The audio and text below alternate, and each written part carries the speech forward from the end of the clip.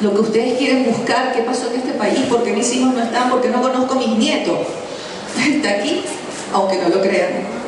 Es que falló el sistema de partidos, fallaron las leyes internas de los partidos. Los partidos políticos no formaron demócratas porque internamente no eran demócratas. Y esos partidos que han sobrevivido a estos 24 años, yo los invito a ustedes a que busquen cuántas elecciones internas han tenido para renovar sus actividades, sus autoridades, perdón, que es una de las primeras requisitos de un partido político. Ninguna.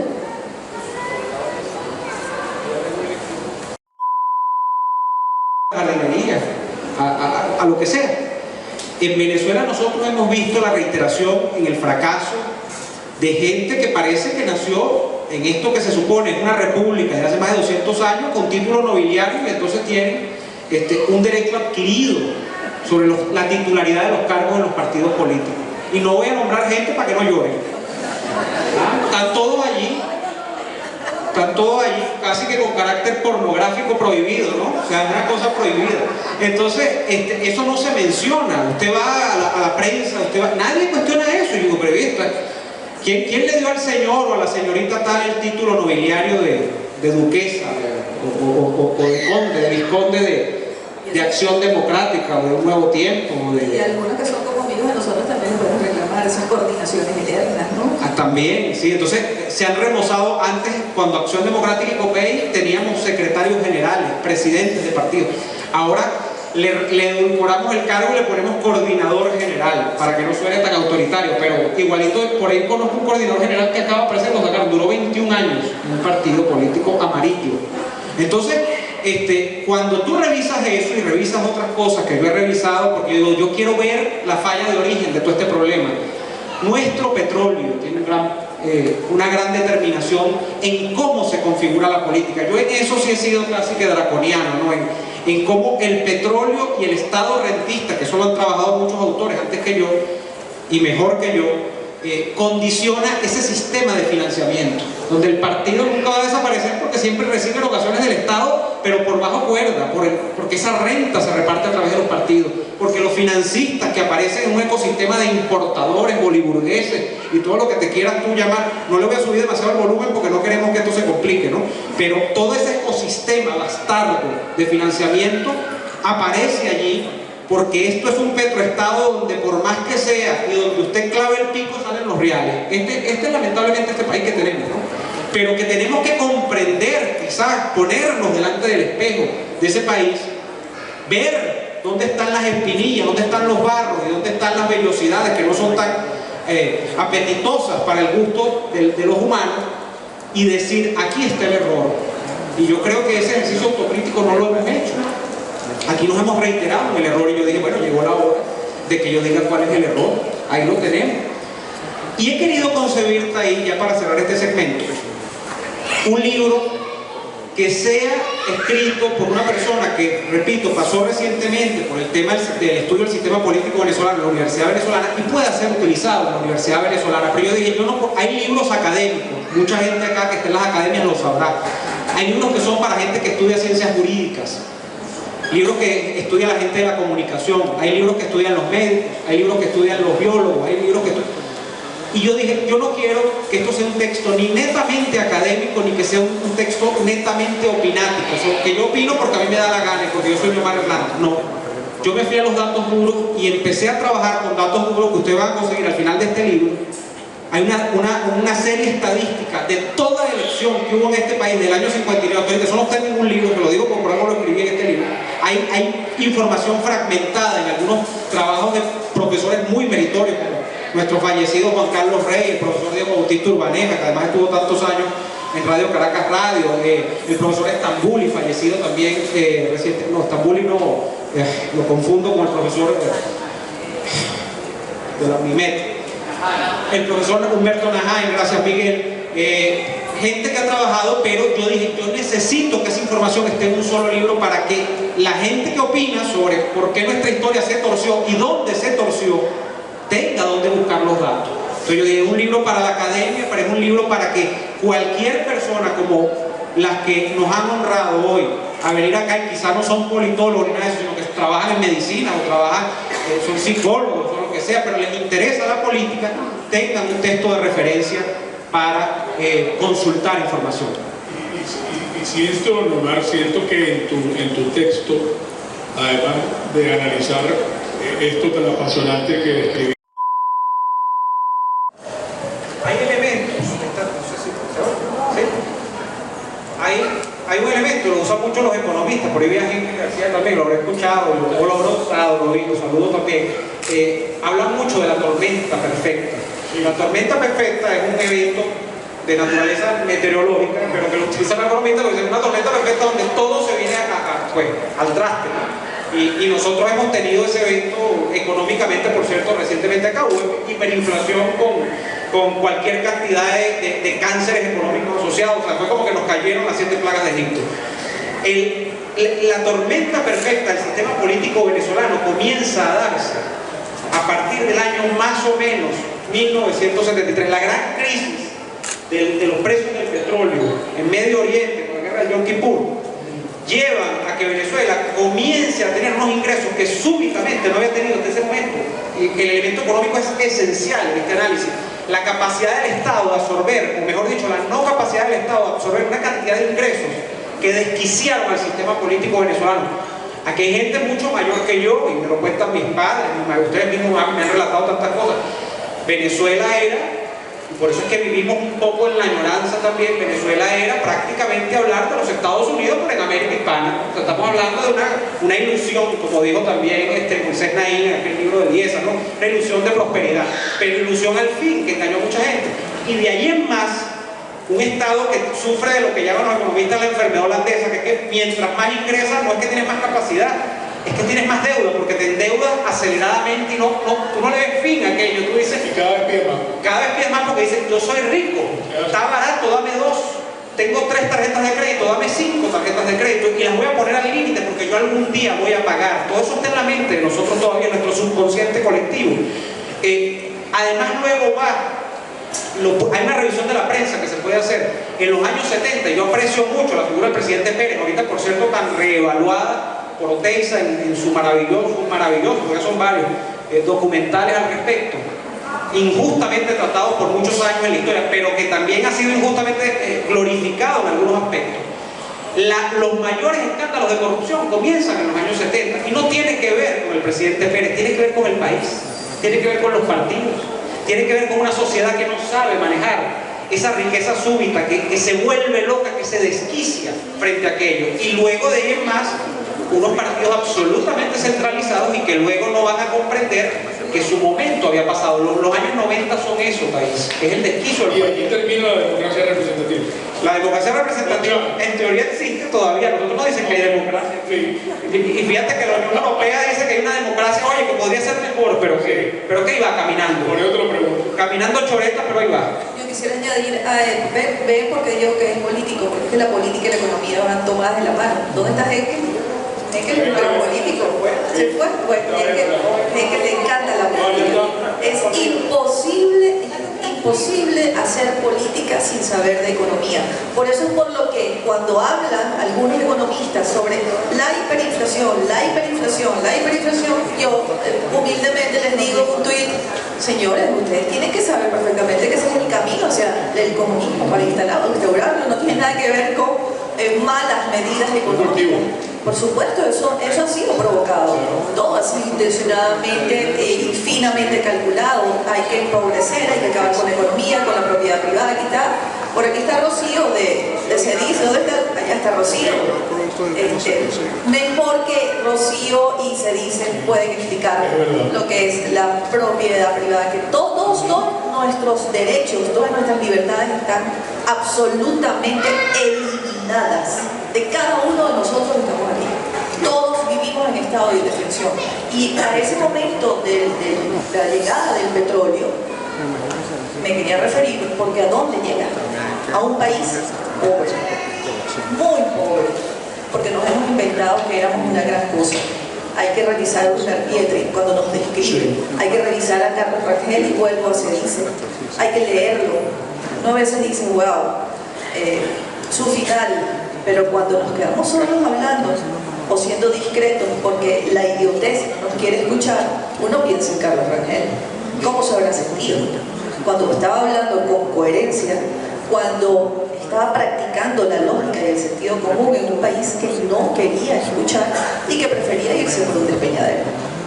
Pero volviendo al libro, la gente los quiere o no los quiere, ¿qué es lo que han hecho en todos estos años? Se llama medición, no se llaman primarias. Las primarias forman parte, y deberían decir todos los ciudadanos, señores, no le digan primarias, porque eso no es un partido único que va a medir su fuerza o su liderazgo, no.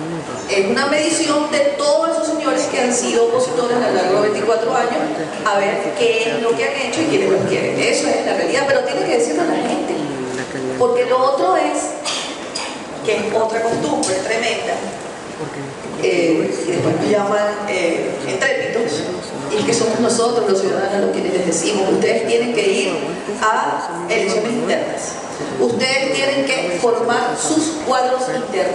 ¿Qué es formar los cuadros? Bueno, señores, los que vayan a querer ser gobierno, porque aquí cada quien parece que no quiere ser gobierno, ese es otro, porque les voy a decir algo. Yo una vez se lo dije a un grupo de jóvenes de uno de estos partidos políticos, después que lo escuchaba y las marchas y la cosa, y bueno, y esperaban y no leían, yo les decía, el único problema que ustedes tienen, se lo voy a decir claramente, es que ustedes no conocen el despacho del Palacio de Miraflores del Presidente de la República. Ustedes no se han tomado nunca un whisky en ese despacho, porque el político que entra allí se toma un whisky como el presidente, viene en el despacho, en el saloncito, o va a las fiestas de aquella cancillería que eran detrás del árbol. Yo era muy chiquita, no iba, pero me acuerdo. Cuando sale de allí dice, yo aquí regreso, sentí el poder, huele, se puede tocar, y esto es lo que yo quiero. A estos muchachos que saltaron en el 2007 en los pupitres y que nosotros creíamos que iban a hacer relevo, nunca han percibido lo que es el poder, no lo aspiran, por eso también estamos montados. Pero volvamos al libro porque Leomar nos dice que se me pasó. Una vez que hemos repasado el deber ser, una frase que a mí me encanta, el deber ser de un partido político, el libro nos propina una bofetada. Sí, Leomar nos da una bofetada.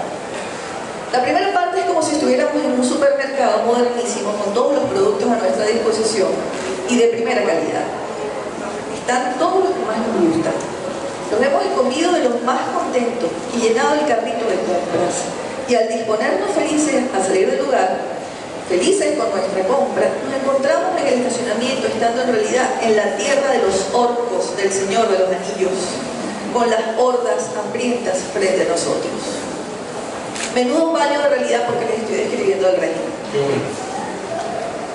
No porque los orcos se comieran nuestras compras y hasta el carrito, sino porque Leomar demuestra que los mismos orcos de un solo partido, discutiendo entre ellos, redactaron la Constitución de 1999, eliminando de un plumazo todos los fundamentos de lo que hemos leído y en especial nuestra posibilidad de escogerlos. Son los mismos de las elecciones del 2024, por cierto, no han cambiado. Leomar sin duda lo hizo a propósito y aún duele el bofetón. Los constituyentes, escogidos en una vorágine de idiotez sin precedentes, eliminaron buena parte, si no toda, de los fundamentos de la democracia occidental, nuestras posibilidades de escogencia e incluso porciones importantísimas del libre albedrío y la libertad de opción y opinión. Pero lo verdaderamente desconcertante es que como hoy tampoco hubo una discusión política. No hay discusión política porque no hay política. No hay debate porque no hay política, porque no hay democracia. Aquí deberían estar todos los jóvenes de los partidos políticos, porque nos movemos en las redes. Y bueno, y se mueve Mingo, que tiene muchos más seguidores que nosotros. Aquí habría que agregar que no hay medio de comunicación. Está ahí no. Entonces eso suma. Eso suma. Entonces estamos solos. Entonces, muy solos. Sí, estamos solos porque solamente tenemos nuestra conciencia, nuestro orgullo, nuestros deseos de ser diferentes, nuestras ganas de actuar con el deber ser, y el deber ser es correctamente.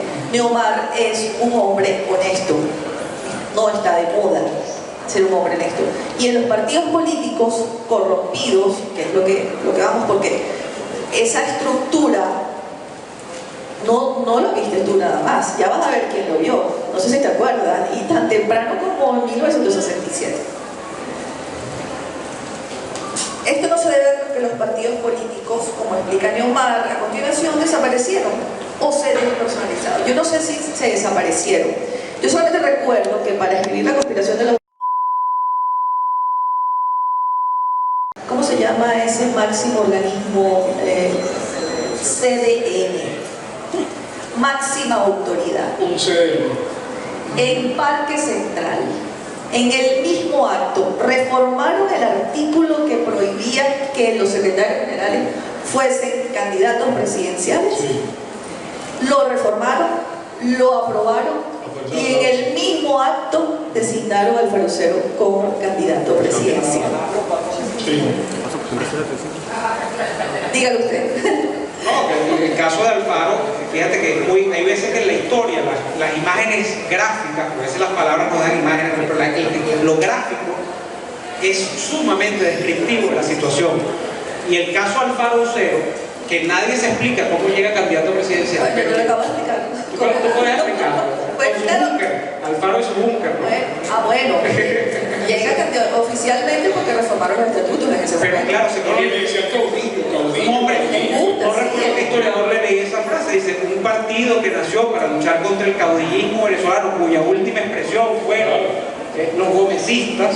Fue el propio Gómez, el último gran caudillo que unificó el país. Siendo honesto, Gómez es el hombre que hace a Venezuela, lo que medio conocemos como Venezuela, pero que tenía una mentalidad absolutamente caudillista, en el sentido de que él eliminaba a todos los caudillos locales y era el caudillo central. Pero entonces, el partido que nace para anteponer, para hacer la antípoda a aquello, es el partido que designa a caudillo, a Luis Alfaro Usero, para 3 o 4 meses después, con Lewis Pérez, que en paz descanse, lo conocí, un hombre muy amable, le salga en una rueda de prensa y diga a Lewis Pérez: a Alfaro Usero se le ha retirado la candidatura, lo votaron, le tocaron a patadas.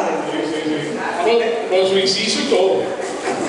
El inciso Alfaro, famoso por la constituyente del año 47. Exactamente. Que no era tan de él tampoco. Bueno, pero eso es otra historia. Bueno, Hugo Chávez no aparecía en las encuestas en el año 1998, no existía, no estaba, y eso lo he confirmado con la gente de análisis, ¿verdad? Pero aquella pelea, se arrancaban las tiras de pellejo, se odiaban. Irene Sáez destrozando a Copey, el otro y la otra. Bueno, claro, el propio Alfaro. De pronto dice alguien: es preferible votar por Chávez que por Salas Romer. No fue. Ya pensaba. Alfaro pensaba que Salas Romer era un mal mayor, porque a Chávez lo iban a manejar. Chávez era un tipo ignorante, mapleno, un tipo que sacaron de ahí de... Sí. Mira, bueno, lo sacaron y lo volvieron a guardar. Está guardado allá otra vez. Entonces a Chávez lo sacaron Tú querías un programa de radio, aquí lo tienes. una tertulia en vivo. Chávez era visto como un hombre efectivamente manipulable, una suerte de Pedro Castillo a la venezolana. Pedro Castillo es un hombre apuntalado del estilo de Chávez, opuesto por ciertos sectores de la izquierda, pero también por factores económicos de la sociedad peruana. Y luego se convierte, claro, Pedro Castillo era un poco más manejable, al punto de que, bueno, mira, lo depusieron del poder y bueno, ya ha quedado para la historia de momento, hasta que no se cuente lo contrario, ¿no? Pero se pensaba eso de Chávez y Alfaro dice: no, Salas Romer es muy vivo, además es un oligarca, no podemos permitir como oligarca, porque esa es la otra.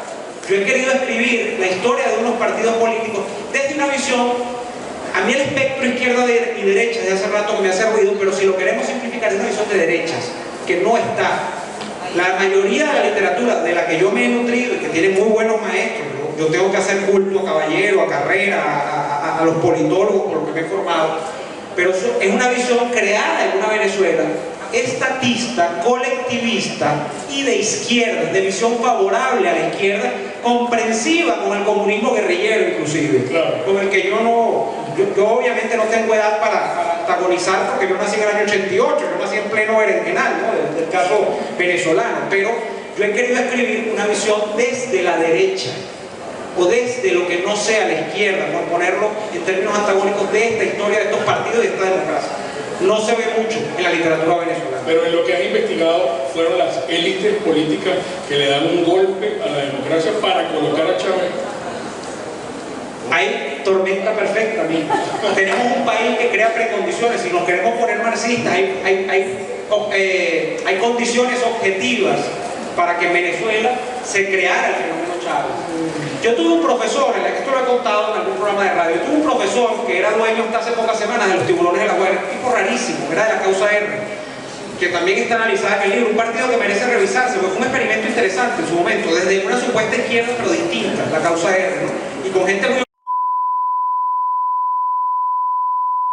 en asociaciones con fines políticos, y fue eliminado el término partido político, que como les decíamos antes, funciona para los países del primer mundo como un punto de honor para que puedan sobrevivir las democracias. Aquí fue eliminado en la Constitución y ni siquiera los partidos se dieron cuenta, nunca han luchado por aquello. Y ojo, aquí estamos haciendo una crítica a los partidos políticos, pero no estamos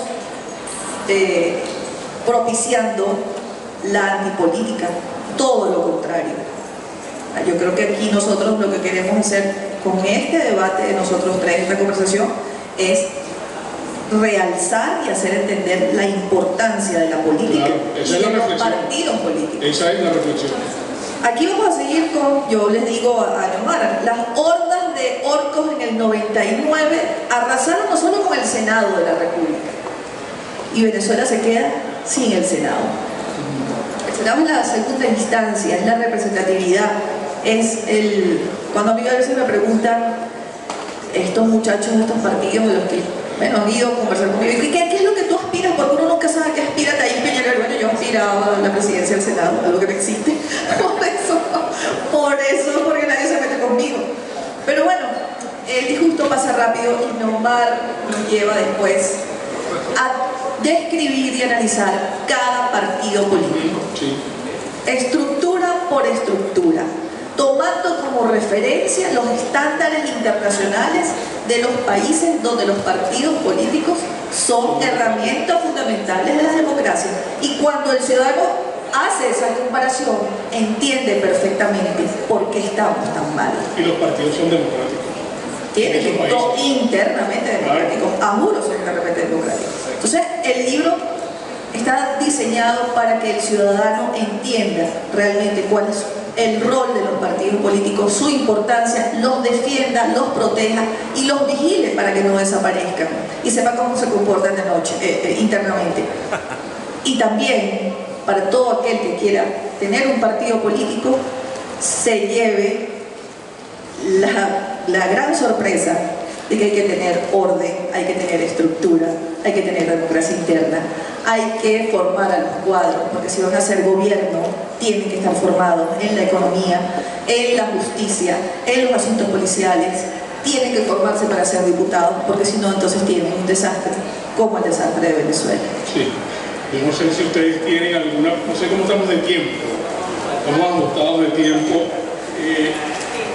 Sí, vamos cerrando. Si hay alguien que muy brevemente quiera exponer alguna idea o preguntarle puntualmente algo a Neomar, yo quiero destacar de Neomar. Neomar es un muchacho que tiene muchas cualidades. Yo quiero destacar principalmente su pasión, su disciplina, su sencillez y su familia. Yo conocí a Neomar en un momento en que se le enfermó su abuela y su abuela murió. Y a veces cuando ocurren esos impactos, esos hechos en un ser humano tan sensible como Neomar, pues lo impulsa a que este trabajo que está aquí sea un homenaje para su abuela también. Y yo quisiera que su mamá y su papá, que estén allí, se levanten un momento para que ustedes conozcan a